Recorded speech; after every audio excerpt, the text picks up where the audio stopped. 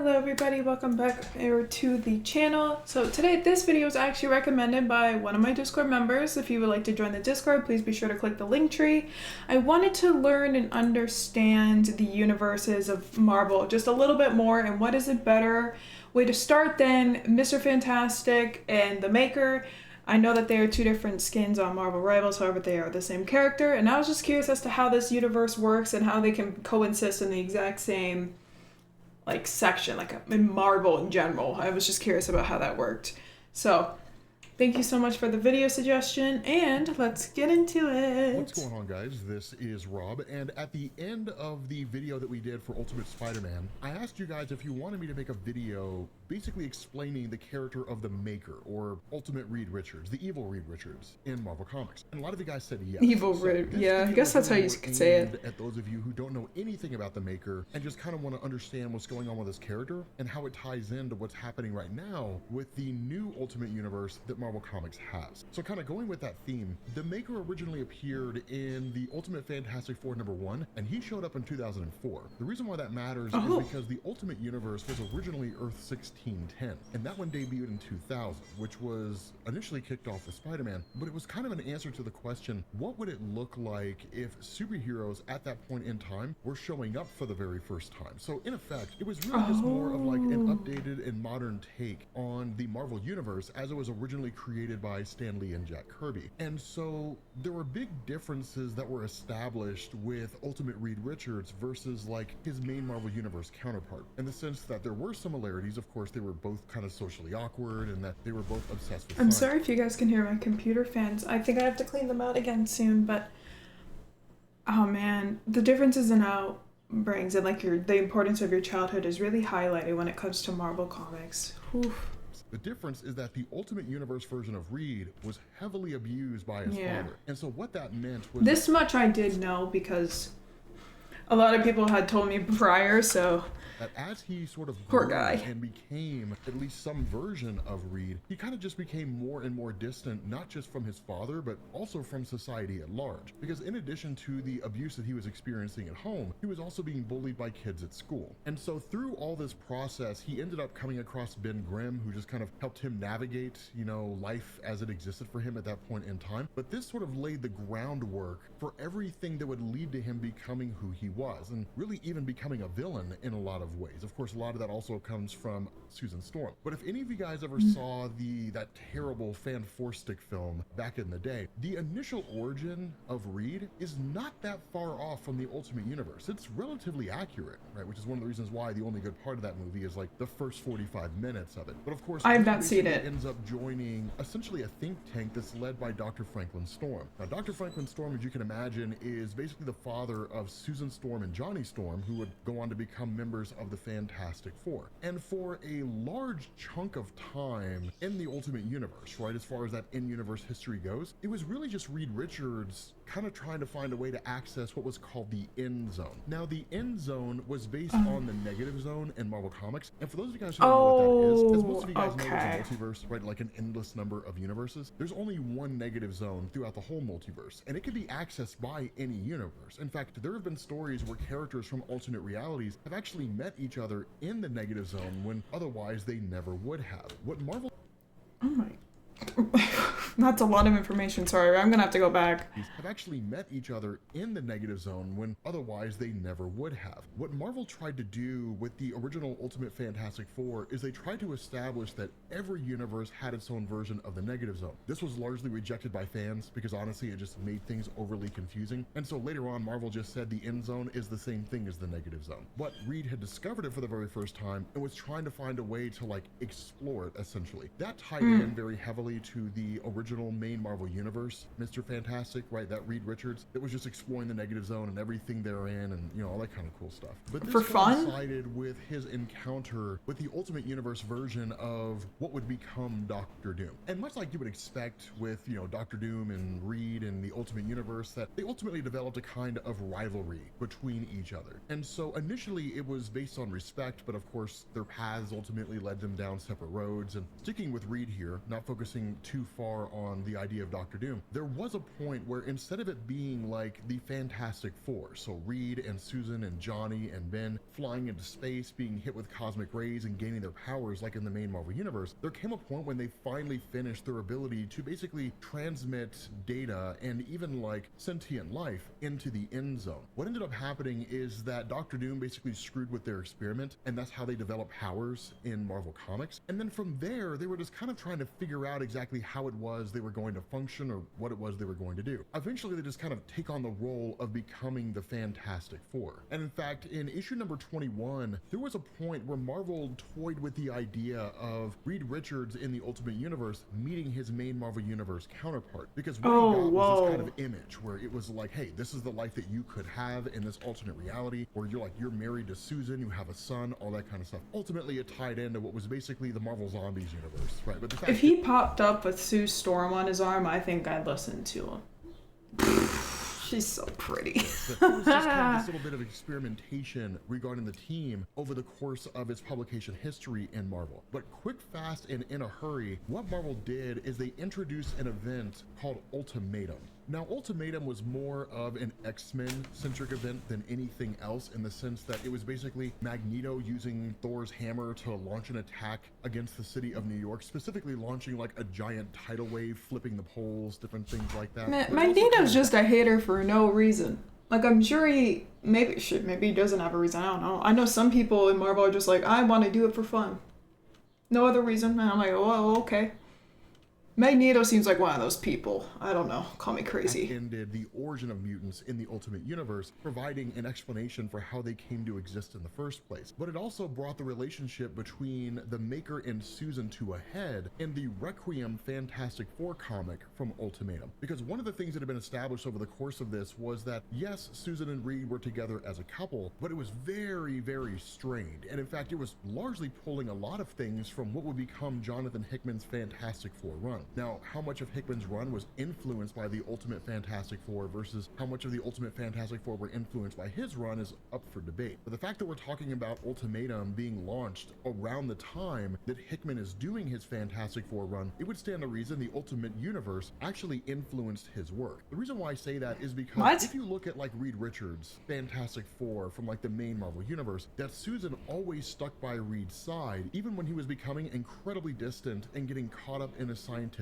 work, which was basically trying to solve the problem of everything. Now, Reed Richards just kind of being distant from the Fantastic Four while he focuses on his work, that was hardly a Jonathan Hickman creation, right? That had been a core part of his character for a number of years. It was simply just during Hickman's run that it seemed like it was all coming to a head. Well, in the Ultimate Universe, it did. In fact, it created a massive rift between Reed Richards and Susan Storm. This happened during Ultimatum, and this is where you really start to see the beginnings of Reed Richards becoming the Maker in the Ultimate Universe. Because what happens is there comes a point when he proposes to Susan Storm. Then what was called the Ultimatum wave hit, which was basically the attack on New York. And then he took off and left Susan by herself in order to get out there and deal with the threat of Magneto and the...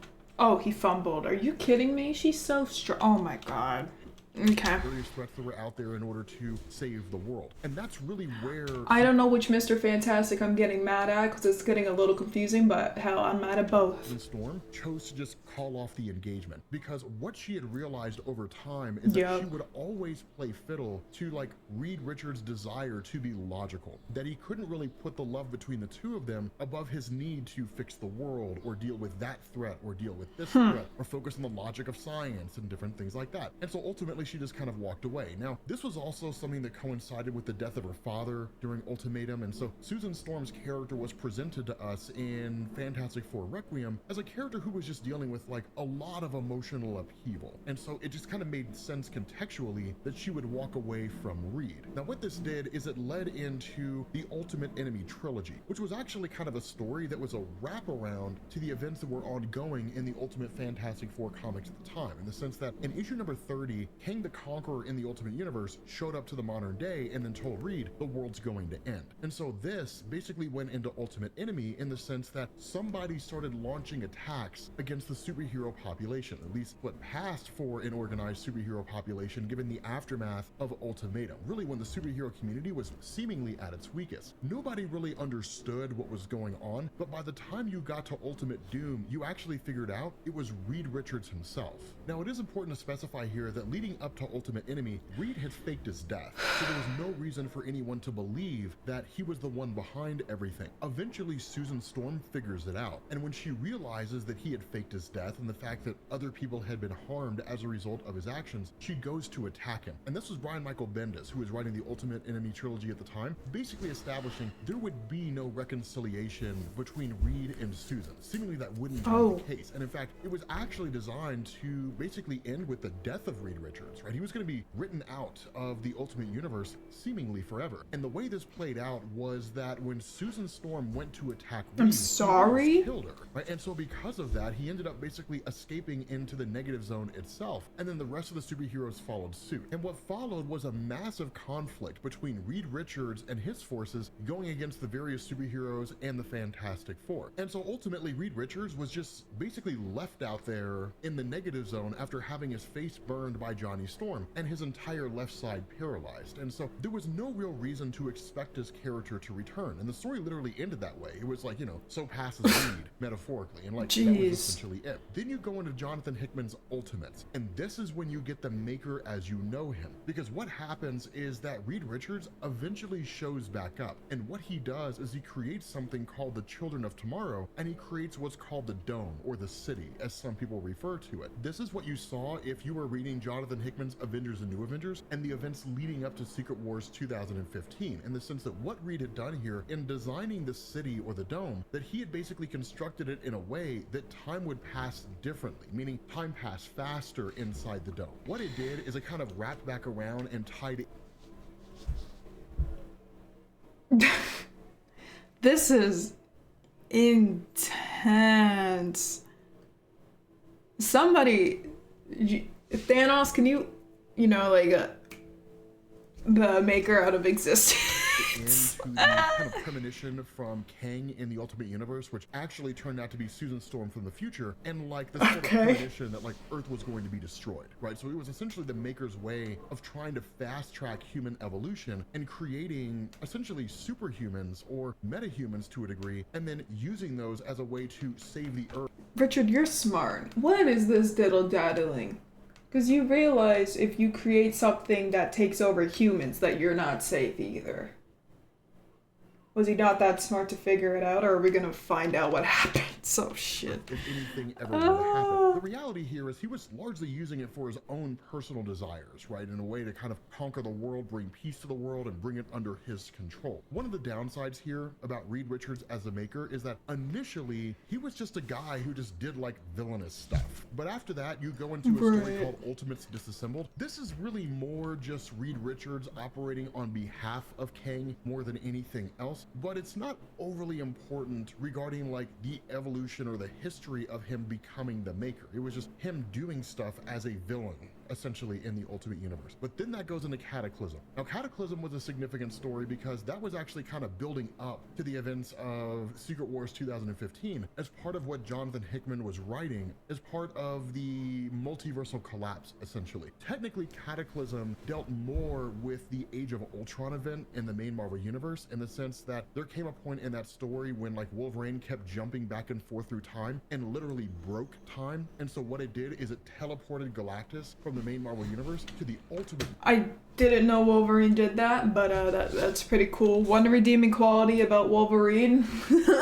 I'm not a Wolverine fan over here. And in the Ultimate Universe, the main version of Galactus merged with the Ultimate Universe version of himself and created this pretty dope looking counterpart. Ultimately ended up leading to Galactus essentially being like sent away to the negative zone and Earth was saved. But then you go into Time Runs Out. And all Time Runs Out did was, again, because it was all kind of written by Jonathan Hickman, he came back to the character of the Maker and had it established that the Maker was working alongside Nick Fury to kind of help rebuild S.H.I.E.L.D. in the aftermath aftermath of S.H.I.E.L.D.'s destruction, but during this time, the Maker had ended up discovering that the incursions were happening. Now, truth to tell, within Hickman's run, we don't really find out how he learned about it, we simply just know that he did. But unlike the main Marvel Universe read and the Illuminati, who hesitantly destroyed worlds, but ultimately chose not to if they didn't have to, the Maker actually did it willingly, and he destroyed something like 66 Why or the 67 hell? worlds or something like that. Like, it's nuts how many Earths he annihilated. Because for him, it was all about practical precision, right? It was all about logistics and what made the most logical sense. And that was really the core of the Maker at this point in time, is that any real shred of empathy or humanity that he had left was effectively gone, right? That there was only ever just the logical decision. So sure, he was like a human being walking around Earth, but it was more like he was almost a robot, right? In terms of how he like saw things and how he operated. But what Hickman also did is he drew massive parallels between the main Marvel Universe Reed Richards and the Maker, in the sense that what ended up happening is the Maker actually started creating a kind of bridge that allowed him to see into alternate realities in the same way that the main Marvel Universe Reed Richards did. And so all these roads and themes kind of converged together in Jonathan Hickman's Avengers and New Avengers run in two forms. The first was that during Hickman's Avengers run, when Black Panther and Black Bolt of the Inhumans, which I don't understand why Black Panther would bring Black Bolt with him, that guy sucks. When they left Namor the Mariner for dead, I don't know like why an alternate either.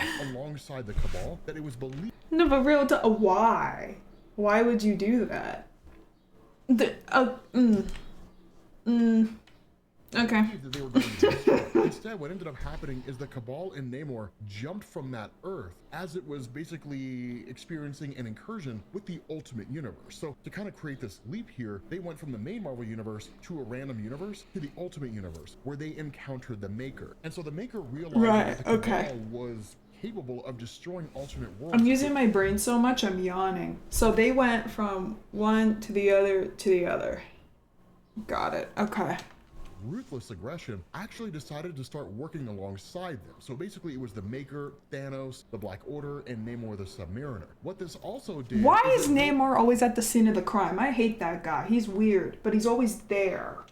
On Damn an it. event or at least a circumstance that happened in Cataclysm where the Maker had traveled to the main Marvel Universe in order to understand the nature of Galactus before, of course, they defeated Galactus. When he arrived in the main Marvel Universe, he learned about the main Marvel Universe Reed, his life and all that kind of stuff. And so that sort of bookends into Secret Wars 2015, when you effectively have the final two incursions, in the sense that the Ultimate Universe and the main Marvel Universe are about to crash into each other. And so it's actually the Maker who goads Nick Fury into attacking the main Marvel Universe and trying to annihilate all the superheroes and destroy that world. Now, of course, as we know from Secret Wars 2015, none of it really worked. They crashed into each other, and then you get Secret Wars. But that's how it is that the Maker and Reed become aware of each other. The Maker already knew about Reed, technically, because he had traveled to the main Marvel Universe and learned about his life. And over the course of Secret Wars 2015, it's really just kind of the Maker allying himself with Thanos, but also sort of doing his own thing. And then, as we know from Secret Wars 2015, Reed Richards takes the power of the Beyonders and starts recreating everything. Now, here's where things get confusing for the average person when it comes to the Maker. What Marvel did is, for quite some time, specifically with like New Avengers and things like that, the Maker existed in the main Marvel Universe, but he was free-floating. He just didn't really have a purpose. He was just kind of there, and like you saw him, and like he did some things, but none of it really mattered. I mean, there was the Eternity War story arc, but it's not nearly as cool as you think it was. What Definitely not. There was something called Project Oversight. Now, Project Oversight was basically this idea that the Maker had met back up with the Council of Reeds, which was initially introduced in Jonathan Hickman's Fantastic Four run, and literally exactly what it sounds like, a Council of Reed Richards from alternate realities. And the Maker was kind of given this promise that if he would carry out their campaigns, he'd be given the ability to essentially recreate or restore the Ultimate Universe and then conquer it. And so what Marvel was doing during this time is they were toying with the idea of restoring the original Ultimate Universe. Reed Richards did exactly that, or the Maker rather, did exactly that. Man, you're talking about him like he's the coolest guy on planet Earth, and all he's saying is, "Hey, I got headphones on. Hey, me too." like that. And in fact, that carried through into things like Absolute Carnage, going into the King of Black, and things along those lines. So much so that in Venom Beyond by Donny Cates, there's actually a point where the Maker is transported back to the Ultimate Universe and presumably begins the process of conquering it. What ended up happening is all this got done away with.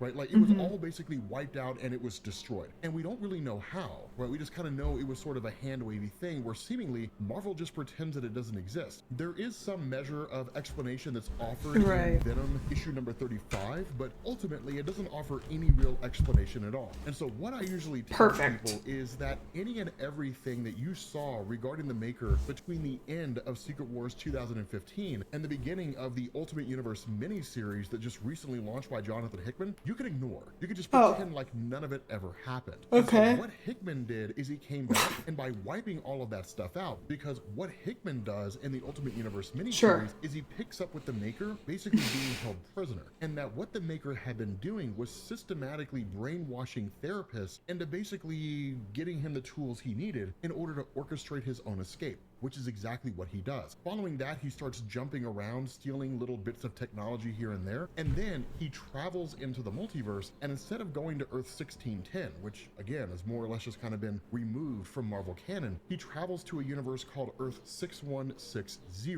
which is what's happening right now. Now this again is kind of where the confusion sets in. Earth 6160... This is where the confusion sets in? I've been confused for a good, 15 minutes of this video. What do you mean it gets worse? It's almost identical to Earth 616. There were a few changes here and there, but ultimately we don't really know what it looked like in its most pure form, because by the time we picked up with it, what the Maker had done is on this world, he had developed a time travel device called the Immortus Engine. And then after using information he had gathered about the Earth superheroes from the Illuminati in the main Marvel universe, he basically just kind of used logic to trace out how this universe would... I'm not tired. I'm just using my brain more than I usually do. I swear, this isn't boring. It's a lot of brain meat I gotta use right now. Unfold as the various heroes began to manifest. Peter Parker being bitten by a radioactive spider, Thor arriving on Earth for whatever reason, Bruce Banner becoming the Incredible Hulk, and Captain America being frozen in a block of ice and eventually thawed out. And so what he did is he constructed a kind of list of the most important people to take out. It was effectively a hit list. It wasn't really a kill list per se. Instead, it was just altering events over the course of time to ensure that things didn't happen. And because he had disrupted the time stream so much, there was no real way to know what kind of changes he had made. And so that's what's happening right now in the Earth 6160 universe. That what you have here is you had the Maker who formed a kind of Illuminati, where they basically control the world behind the scenes, and then he controlled the Illuminati. Ultimately, the Maker was defeated inside. Is the Illuminati like that stuff Beyonce and Nicki Minaj are in? That's made by the Maker, essentially? Damn, that's crazy. That's city. And because time passed differently in the dome, which he had rebuilt in this universe, that he's just stuck there for something like 18 months or 2 years or something along those lines. And we're literally just waiting in the comics for the dome to reopen to see what comes out of it. We have no idea what's going to take place. Oh God. By and large, the story just focuses on Peter Parker, who's just now becoming Spider-Man after all this time. And Tony Stark himself is actually in the future, that it was Howard Stark who was the first Iron Man, not Tony. And that after the death of Howard, that Tony was blamed for the attack, that the Illuminati had literally used a Stark satellite to attack the city of New York. And because he was believed to be Tony, he ended up fleeing into the future alongside Dr. Doom, who in this universe was that reality's version of Reed. And what the Maker did is he tortured that version of Reed in order to convince that version of Reed that he's actually Dr. Doom. And then basically... What are we talking about? So he fled to the future, which somehow magically Dr. Doom's also there for whatever reason. And then they gotta convince each other. Do you know how bad of trust issues I'd have if I were a Marvel character? I wouldn't trust anybody. I'd look at you and I'd be like, nope.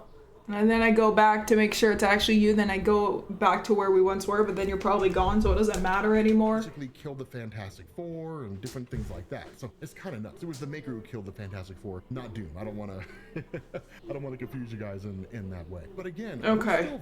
Thank you. Very early into the development of this Ultimate Universe, right? I mean, Spider-Man is on issue number 9. The Ultimate X-Men, I think, are on issue number 7. Black Panther's on issue number 8 or something along those lines. So again, again, we're fresh off the docks when it Oh, comes God. to this thing. So not a whole lot of catch up for you to do if you decide you want to get And it's still confusing. into it by checking out this playlist and getting Sure. caught up with the videos that we've done, or else going to read it yourself. But with that being said, guys, we're going to bring this.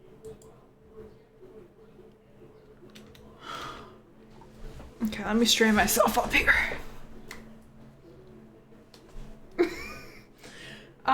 I like to think I understood everything that happened, but I'm not quite sure. It's a lot of information at once. Like, ask me in a week and see what I remember.